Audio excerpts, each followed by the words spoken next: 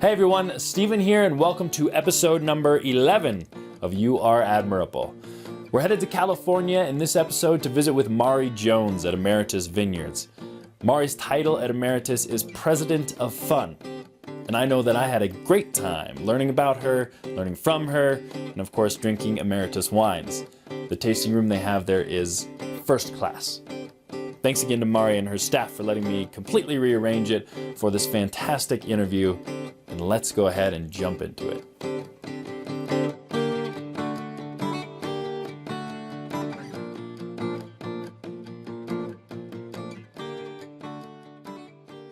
The main reason that you're here today, of course, is because EJ nominated you as somebody who she admires. And she specifically said, did you watch her episode? Yeah. I did. Well, I'll go through it again. Okay. But she specifically admires that you are so unapologetically yourself in the way you dance, in the way you dress, the things you say. And she really wanted to know where you've gotten your thick skin from, you know, how in such a judgmental world you have been able to really not let people get you down. Yeah, I've thought about that since she said that, and I don't know the answer. Okay. I don't know how to be anybody else. I don't know how to apologize for the things I like to do. Granted, the things I like to do are not like ridiculous and outrageous. So I don't know. The only thing I can really trace it back to is the confidence that was built up by both my parents, but especially my mom.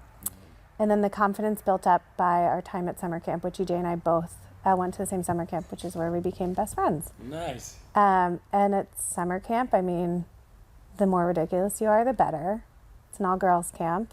The louder you sing, the better. I have a horrible singing voice, but doesn't matter.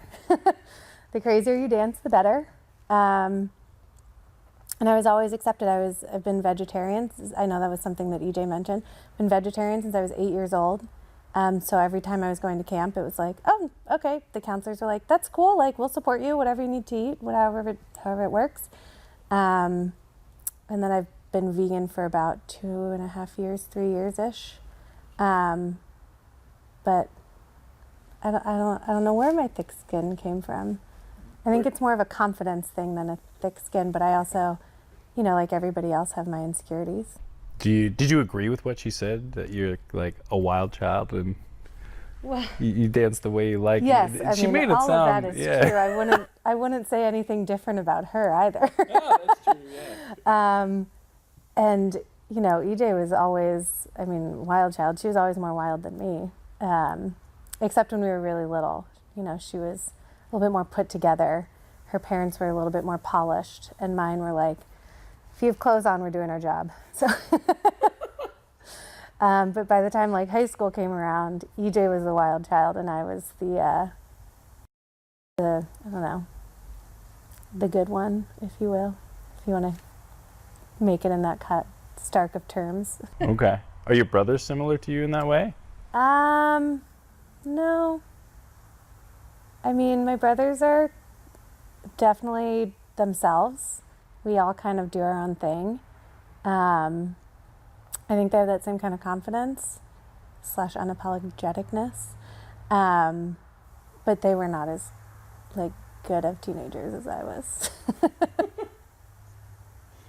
They asked you, there's a couple things that I've seen where like they asked you to come work here to keep an eye on your dad. That was part of it. Okay. And then there's a bunch of references that like, what do you do here? Well, I keep an eye on my dad. I watch out for him and keep him in line. How much of that is joking? You know, a fair amount. My dad knows this industry better than anybody else, so a lot of what I do truly is learn from him and help steer the winery into the future. The wine industry has changed immensely even in the last 5 years since I came into it, but it's changed even more in the last 15 years since he had the vision for this company, and it's changed even more than when he first started in the wine industry 40-something years ago. So we're trying to navigate into the future and try to make the winery sustainable for my generation and hopefully more to come after that. So there's a lot of moving parts and a lot of changes. And so, you know, yes, I do travel with my dad to do wine dinners because I won't let him do that. I won't let him do that himself. But so much of what we do is collaborative, as well as me pushing on him to try different things and him pushing on me to consider all options, I guess, to not just think the one direction that I have in mind is the best, but maybe to explore other options before we make any decision.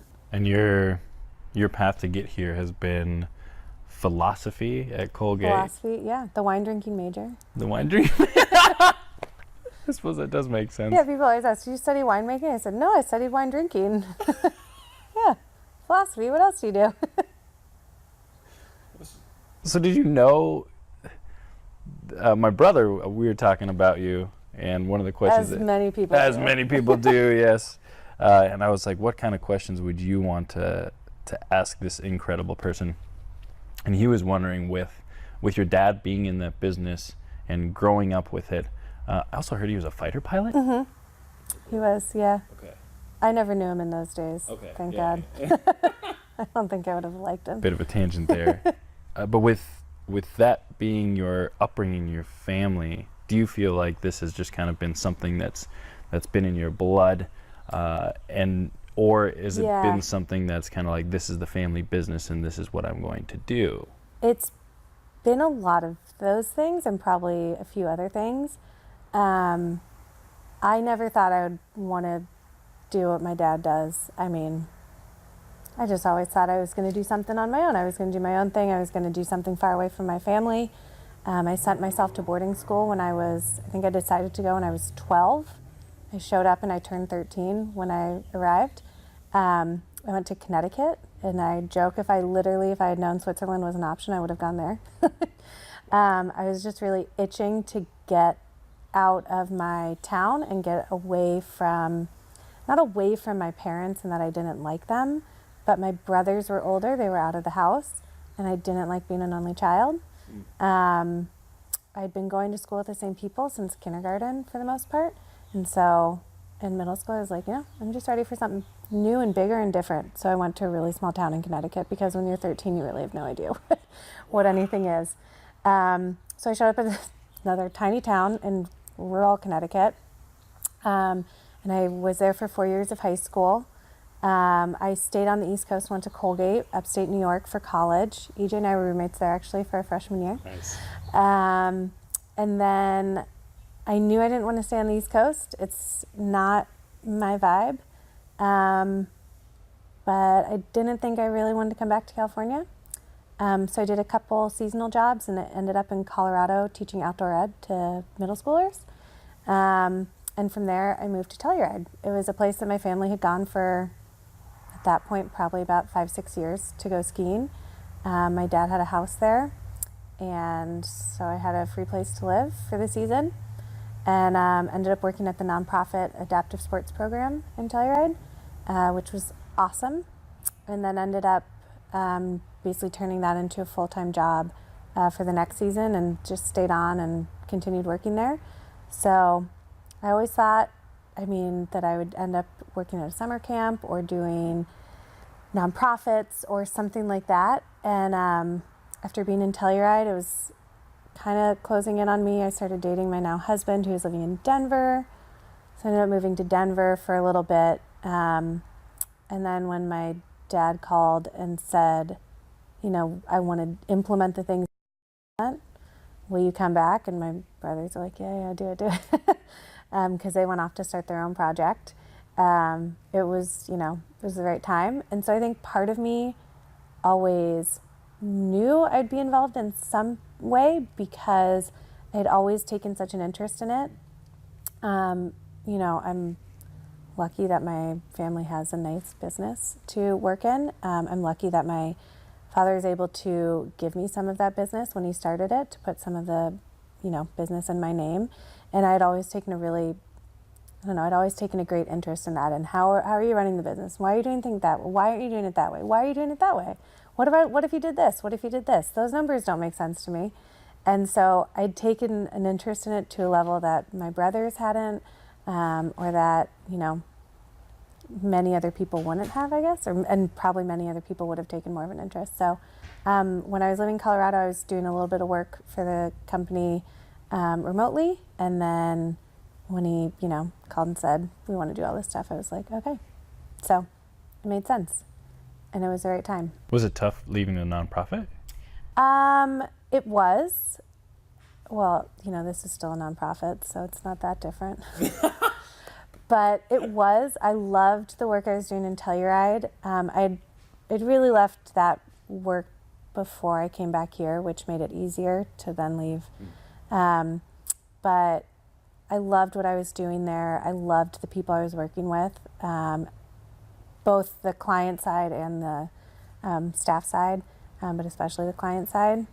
And it was truly transforming lives, and that was really incredible. So to go then to, work that is, not to say wine is not meaningful, but, less meaningful in the scheme of the world.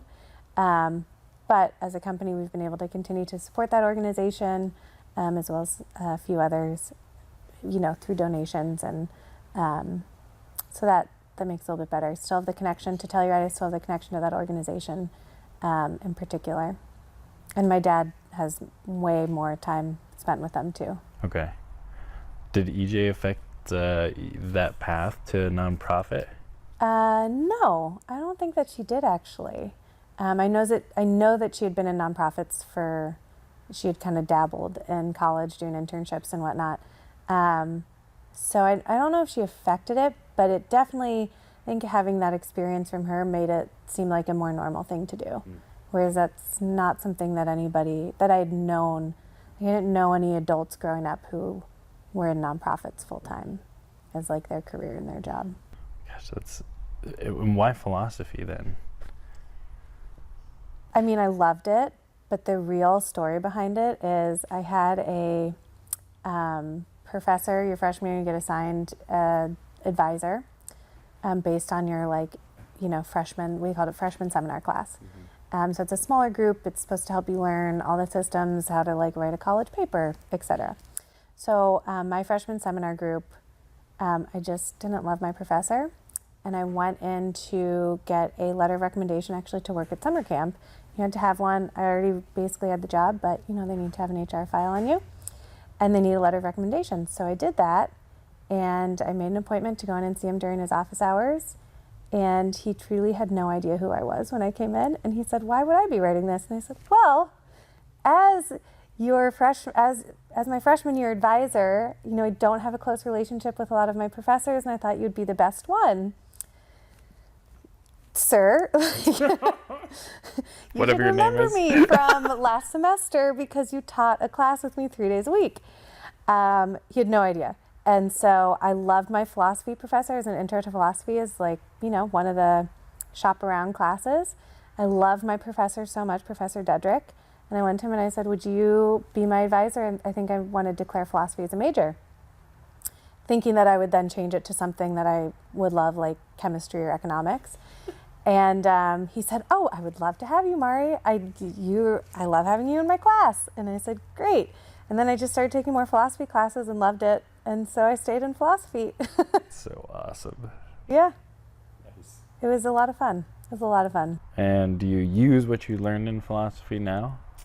I make very logical arguments for why we should do things certain ways. Yeah. Nice. Does that play into the whole grammar thing with you and your dad? Or is that more just like your dad? No, that's just him being annoying. How do you know about that? Well, I know it from you wrote a blog post for Father's Day. Oh, yeah, he is. And I will say what he thinks are correct grammar rules are not always correct. I have to send him Google searches of, grammar girl or whatever it is and say no, wrong. I had to teach myself about M dash and N dashes last night. Oh God, yeah, those are just, yeah.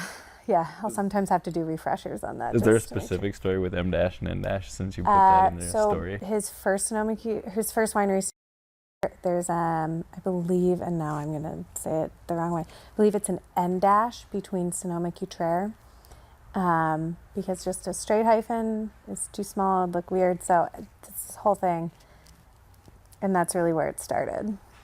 I mean, I don't know if there's a backstory beyond that for him. I can't imagine what it would be, but I think that's where he learned it. I don't know for sure. So was it something where you didn't think that it should be an N dash?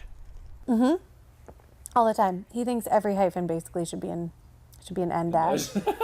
And I'm like, no, that's not how the world works. Just because it looks better or what? I think that's why, but I don't know for sure. You want to try another wine? Yeah, if that's okay. Yeah, I might need to dump mine out. Okay. You might need to dump it into there. Okay. If you need. I still have to drive home. Oh yeah, that's right. Sorry. We can always drive you, I think. All right, so this is Hallberg Ranch, and this is the vineyard that you are truly sitting in the middle of. We have 110 acres here in the Russian River Valley. This is really nice. You were super stoked when your dad bought this, weren't you? Yeah. Let's see. He's 12 years old. 11 and 12 years old when he bought it. So all I knew was that he was going to do another vineyard. I was like, okay. But when he told me he was going to do Pinot, I was like, yes, that is what I like. Yeah, there's that great story about you learning about Pinot in Burgundy, yeah? Yes, I learned about Pinot in the greatest place you could ever learn about Pinot. So, brief backstory. Sonoma-Cutrer, my dad's first winery that he started, only made Chardonnay up until recently. Only Chardonnay. And go on trips to France every year to buy oak trees for his barrels, which we still do, which he still does. He just got back from that trip. And so he took me with him one year, and we're going to visit all of his friends in Burgundy, tasting in their cellars. And our rule was that you could have a glass of diluted wine with dinner, one glass with dinner, basically once you were old enough to hold a glass. And so, a wine glass. And so, that's when you're like 6 years old. And I never liked his wine. And I don't want to have it. I don't like your wine. And at Christmas and Thanksgiving, we'd usually then have red wine, but the day-to-day was all Sonoma-Cutrer or all Chardonnay. So I'd always like the red wine at Christmas or Thanksgiving or special occasions. And then we're in Burgundy and I'm about 12 years old and we're tasting. And I turned to my dad and I was like, Dad, you really should make wine like this. This is actually really good. It's way better than yours. Yeah, way better than what you make. And, of course he was like, well, yeah, of course. And it's how many dollars a bottle? And they've been making it for how many thousands of years? And, he was a little, okay, all right. But he created this beast, so it's his fault. But yeah, so ever since then, I always knew that red wine was more my thing. Of course, now I appreciate all wines, but, and Pinot Noir. And so when he said he was going to make Pinot, I said, oh, finally, you're going to make wine I like. And that was right about the time that he was buying this property. So it was great timing. The stars aligned for me. I told him he should name the winery after me, but he didn't go with it. What an a-hole. I know. Instead he named it after old people. I know. Basically, he says, we only name things after people who are dead. It's fair. Yeah. Well, I read the story on the name, and it's about just the team that he had worked with. Well, I think Mari Jones Winery would be an excellent name. I know. Yeah. Oh well. My retirement project. Right. Could have at least been Emeritus or something like that. Right. Yes, it could have been. My brother also wanted to know if you're more into the grape growing or the wine making part. Oh. Because apparently there's a big there's a big difference. And we're a state grown wine, which is funny to say a wine is grown, but we own all of our own vineyards and we farm them. So we have a winemaker and we have a vineyard manager. They work together and we all work together, but they have different things that they're doing. I mean, I'm into both, but you can't make great wine from shitty grapes. You can make an okay wine from okay grapes, but you can't make a great wine from okay grapes. So winemaking is really important, but without grapes, I mean, you have nothing. Gotcha. With everything that you do, you're a snowboarder now, right? You don't ski. I mostly snowboard. I have a nice set of skis, but I don't use them very often. Okay. Snowboarding, hiking, working here, other stuff. What's your favorite thing that you do? Or what's the favorite thing that you have done? Oh, I don't know. I mean, recently all I've done is work, so I feel like I don't have a good gauge, but I just got back from Hawaii for work, so like, how bad can it really be? Right. But I have been traveling a lot for work, which has been, I mean, definitely if you travel a lot, it's tiring, but it's been really fun. I've gotten to meet a lot of different people, and a lot of different people both within the industry and out of it. Connect more with other winery people as well, which is always fun. But I've been able to meet all these people and share my wine with them and share stories with them, and that's been really fun. So I'm thinking back on the trips I've done this year. I've been to Chicago a couple times. I've been to San Diego. I've been to Hawaii. I'm sure there's more that Florida, New York.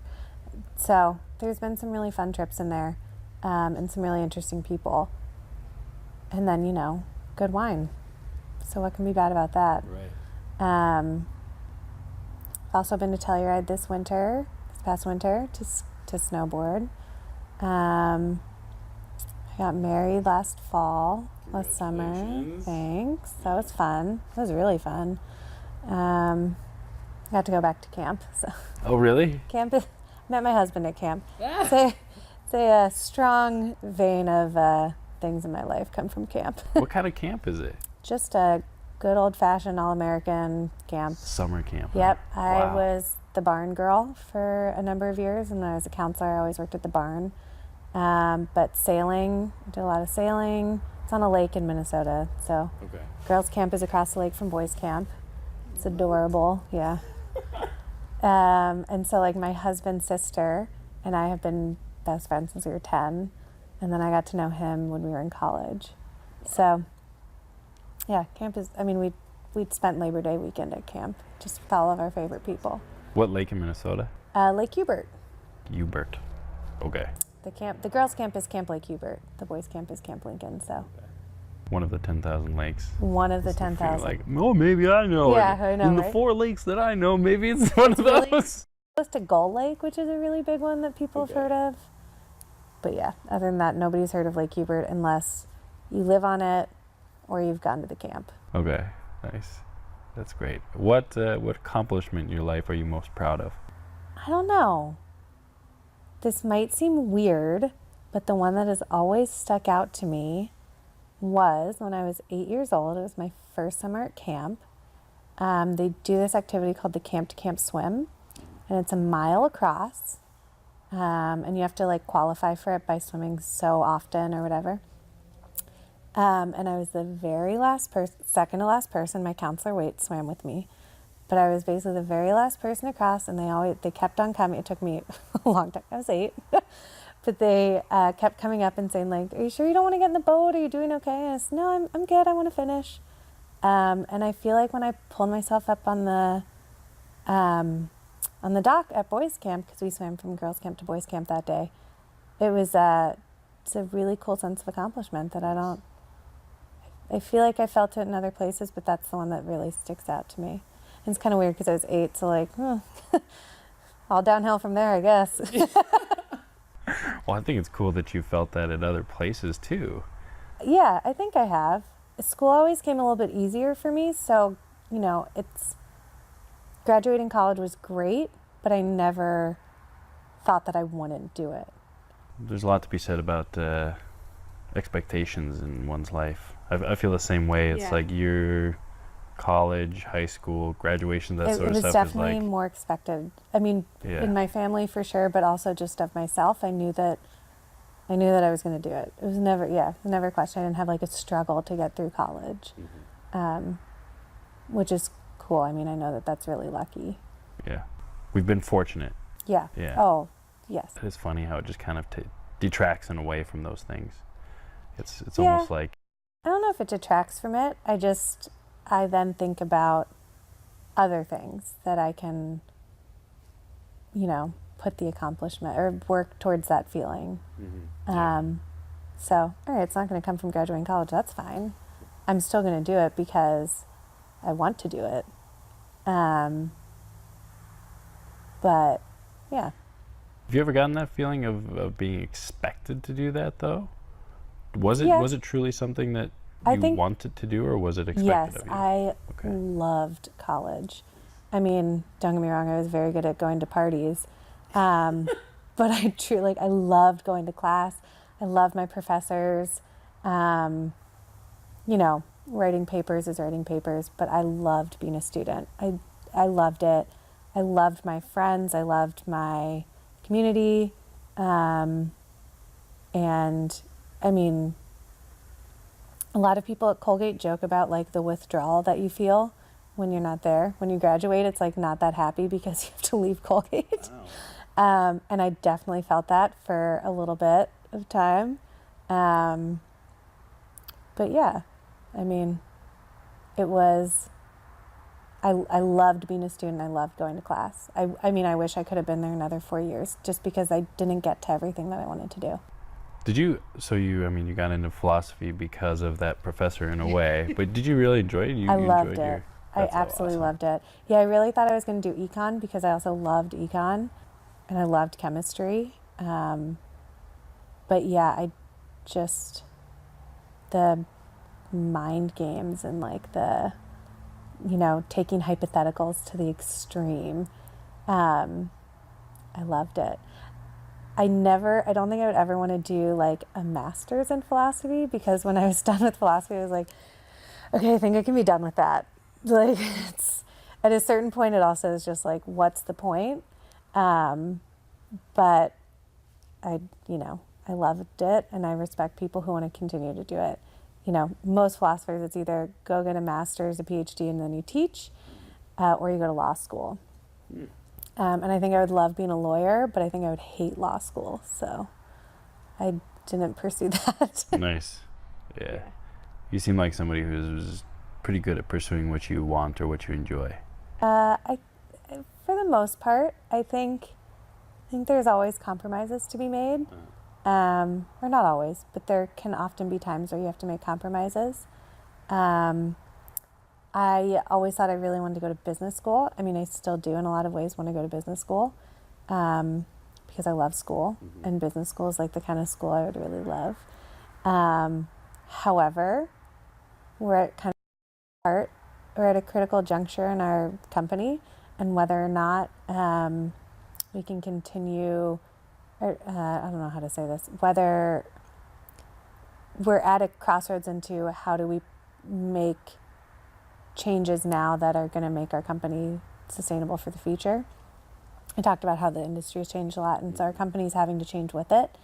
And I just don't feel like I can go to business school right now and leave the company, especially as my dad is kind of looking to transition into, I won't even call it retirement because I don't think he knows how to do that, but some kind of semi-retirement, just kind of hand the reins over more in the next, 3 to 5 years. And I think, I feel like I can't leave at this point to go to business school. So in that way, I feel like, I'm pursuing what I want. It's just different than what might have been expected for me. And then also, something that I also want. So, nice. Yeah. What do you admire most about yourself, and what do you admire least about yourself? Oh, I don't know.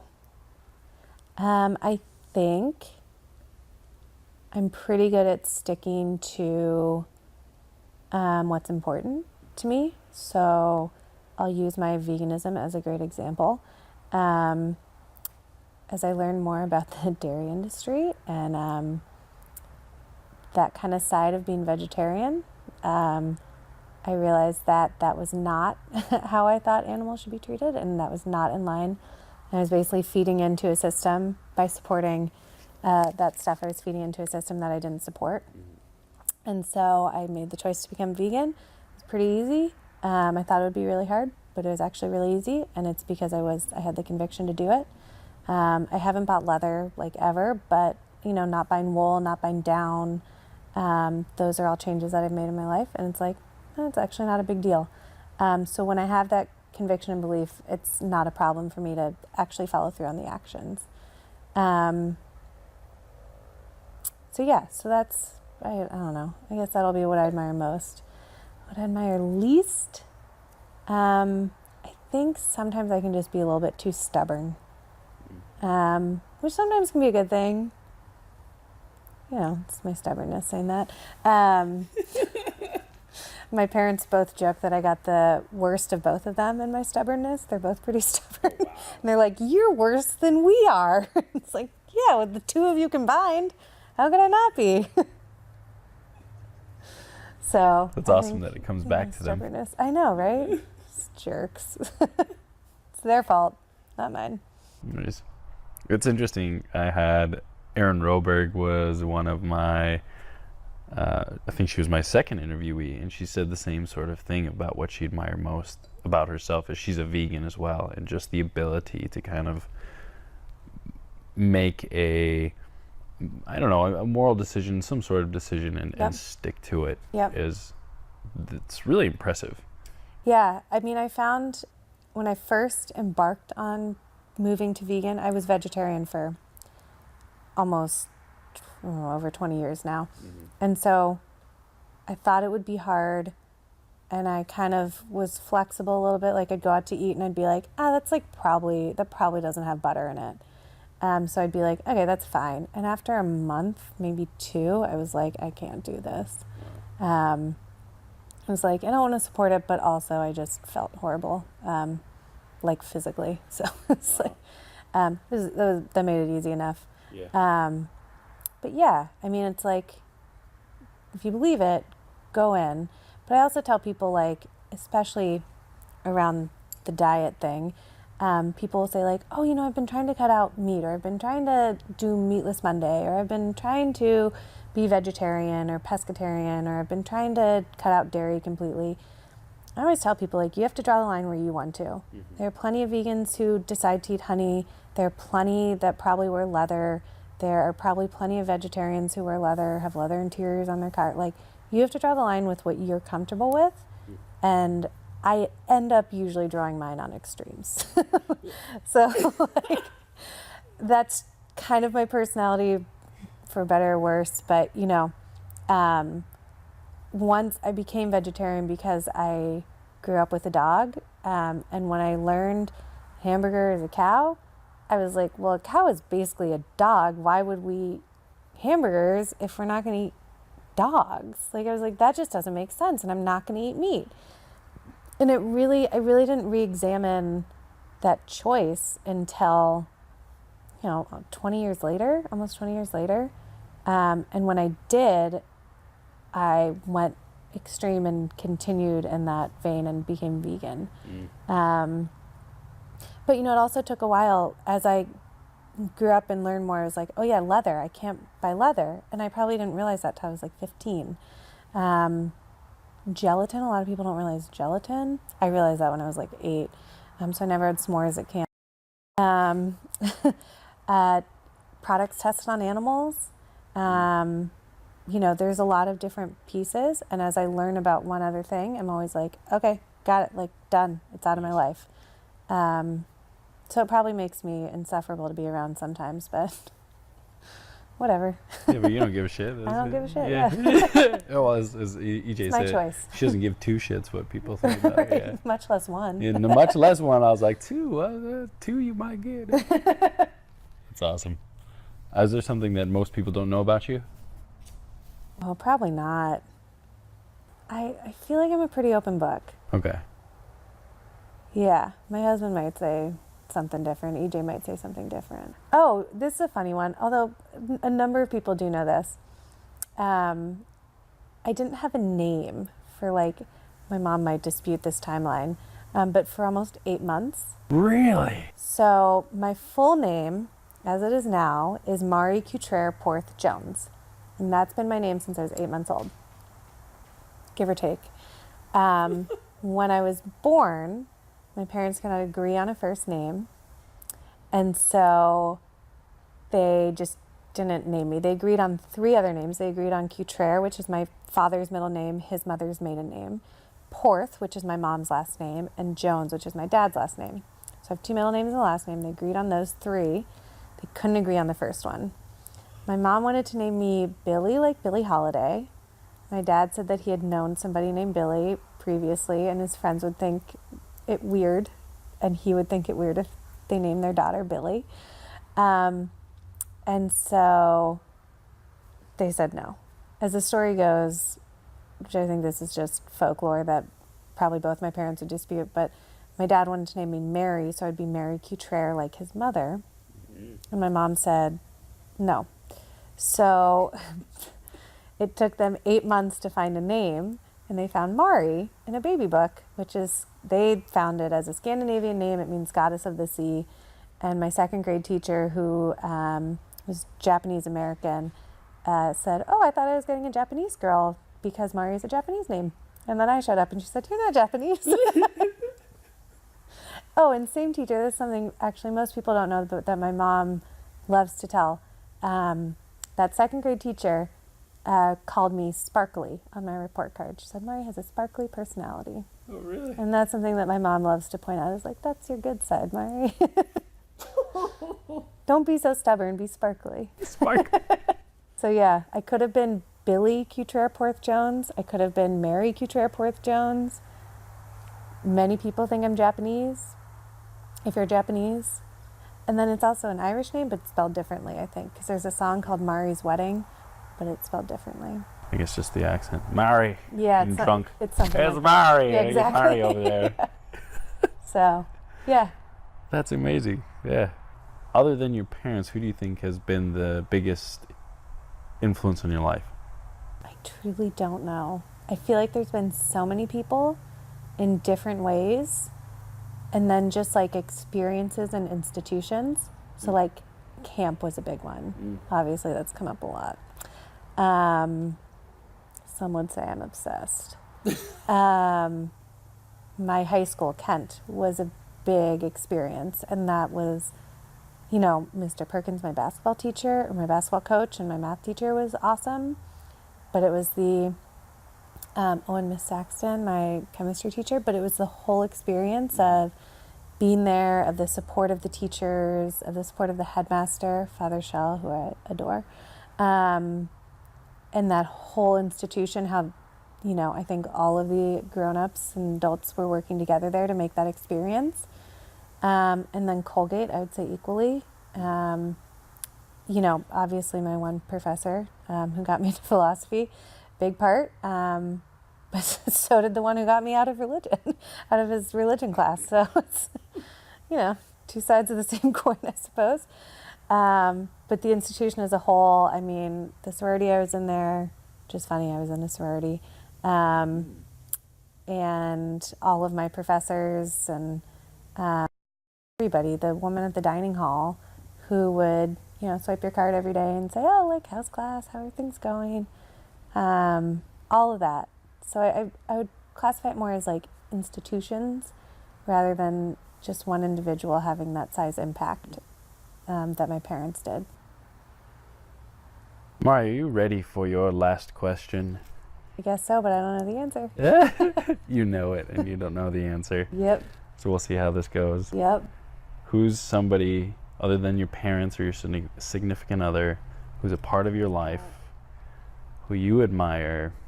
What do you admire about them, and what's 1 or 2 questions you would ask them? Said I can't do my parents.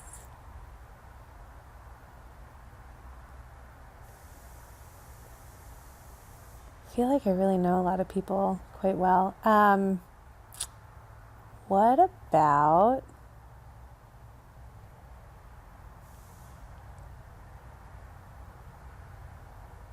what if you do Pat Iwanski? EJ's fiance. Oh, Going yeah. to be husband. Okay. So what do you That'd be admire fun. about Pat?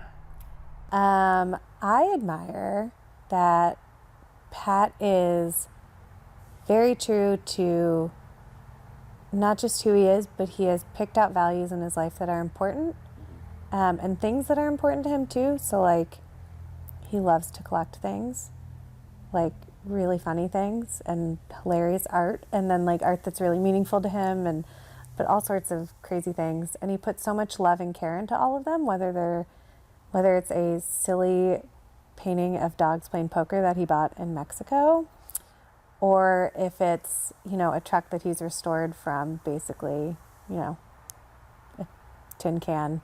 And I think that he puts that love and energy into everything he cares about and everyone he cares about. And he's my future cousin. Yeah. So, yeah. That's awesome. Love to get to know him a little bit better. Yeah, so what one or two questions would you want to ask him? What sparks his passion for something? So like art is one, like he loves to collect art, like I said, of all stripes. So kind of like what creates that passion, whether it's cars or trucks or whatever, or art, whatever it might be. Like, how does he become passionate about something? Because when he puts a lot of time and energy into it.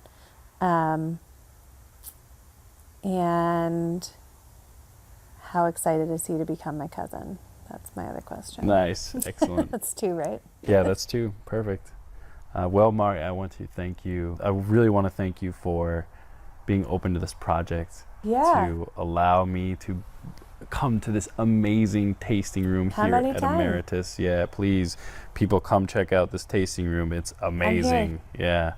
And for being unapologetically you, for being that badass that pushes and lifts up someone like EJ Poor so that she comes into my world through this project and then brings me to you. This has been such an incredible journey, bringing me here to, California, out of any place that I'd ever be. Thank you. My pleasure. Yeah. Thanks for coming out to visit. Absolutely. Anytime. Cheers. Cheers.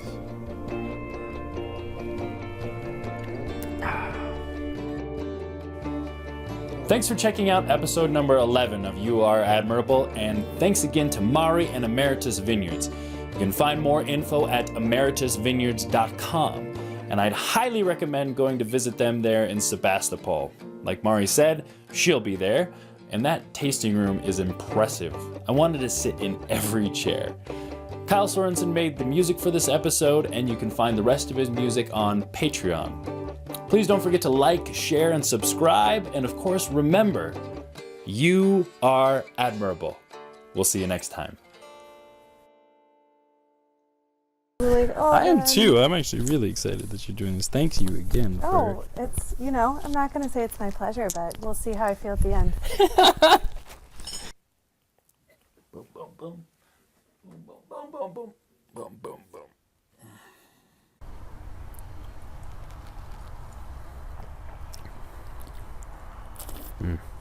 It's going to be a fun sound to edit. Yeah, slurping. I'll put that in the outtakes. Definitely. Yeah. I try to do it discreetly. Some people are like, I'm like, oh, God. Literally, why do I say literally? And please don't forget to like, share, and subscribe. And as always, remember, you are admirable. Ha ha ha. We'll see you next time.